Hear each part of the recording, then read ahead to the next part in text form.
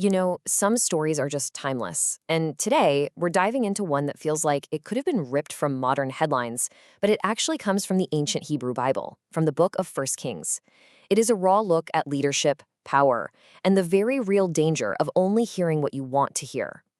So, what we have here is a real high stakes drama. You've got a king who's itching for a war, an entire chorus of people telling him it's a fantastic idea, and then there's this one lone voice, one guy, who's about to risk absolutely everything to tell the truth. Let's get into it. All right, so let's meet our main characters. First up is King Ahab of Israel. He's a powerful guy, but, well, he's got some serious flaws. He teams up with another king, Jehoshaphat of Judah, for a military campaign. And what's their big idea?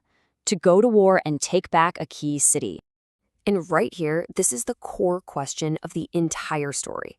It's something every leader, really every single one of us, has to wrestle with. What's the real cost of building an echo chamber around yourself? King Ahab, he's about to find out in the worst way possible. So here's the setup. Things have been peaceful for about 3 years, but Ahab is getting restless. He goes to Jehoshaphat and says, "Look, that city, Ramoth-Gilead, it's ours. We should go take it back." Jehoshaphat is on board, but he's got one huge condition. He says, before we do anything, let's, ask God if this is a good idea. Ahab's like, sure, no problem. He thinks he knows exactly how to get the divine green light he's looking for. But what we're about to see is that his version of seeking counsel is really just seeking confirmation. And he doesn't just call up a couple of guys. No, Ahab gathers an army of prophets, about 400 of them. Just picture that for a second. 400 people, all lined up, ready to tell the king what he wants to hear. This isn't about finding the truth. It's about manufacturing a consensus. And boy, does he get that consensus. He asks them a straight-up question. Do I go to war or do I stay put? And all 400 of them, as one voice, give him the perfect answer. Go, attack. You will be victorious. The Lord is on your side. It's exactly what he wanted to hear, a unanimous, roaring yes. Ahab is thrilled, obviously, but his partner, Jehoshaphat, he's a bit skeptical. He's looking at this sea of perfect agreement, and something just doesn't feel right. So he turns to Ahab and asks, hey, is there anyone else we could ask? Like maybe a prophet of the actual Lord? And Ahab's answer just tells you everything you need to know about him. He says, well, yeah, there's this one guy, Micaiah, but I hate him. And why does he hate him? Not because he's a liar. Nope. He says, I hate him because he never says anything good about me, always bad. For Ahab, a truth he doesn't like is just bad news. So, even though he can't stand the guy, Ahab agrees to call for Micaiah. But get this, the messenger who goes to fetch him tries to pressure him on the way. He basically says, look, buddy, all 400 of the other prophets are saying the same thing. Just make it easy on yourself and say something nice for the king. But Micaiah's response is just incredible. He's not intimidated at all. His loyalty isn't to the king's ego or to what's popular. He just looks at the messenger and makes it totally clear. I'm only going to say what the Lord tells me to say, period. So Micaiah gets to the king, and at first he's sarcastic. He just parrots what the other 400 said. But Ahab's not dumb. He knows he's being mocked, and he demands the real truth. And that's when Micaiah lets him have it. While everyone else was promising victory and success, Micaiah shares his vision. Total disaster. He sees the armies of Israel scattered across the hills like sheep with no shepherd. Ahab just turns to Jehoshaphat and says, see? What did I tell you? Nothing but bad news from this guy. But Micaiah's not done. He then explains why the other 400 prophets are so wrong. And he pulls back the curtain on this unbelievable, dramatic scene happening in the heavens. So Micaiah describes this vision he had of God's throne room. The Lord asks, who will lure Ahab into attacking Ramoth-Gilead so he'll be killed? And a spirit steps forward and says, I'll do it.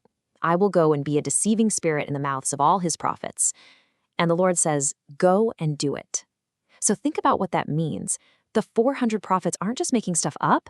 They are part of a divine plan to give Ahab exactly what he wants to hear so that it will lead him straight to his own doom. Micaiah just lays it out, plain and simple.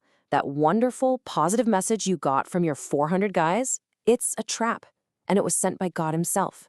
The Lord has already decided your fate, and it's disaster. So how does King Ahab handle this dose of reality? Well, one of the other prophets walks right up and slaps Micaiah across the face. And Ahab, completely ignoring the terrifying warning he just received, orders his guards to throw Micaiah in prison. His instructions? Give him nothing but bread and water until I get back safely from the battle.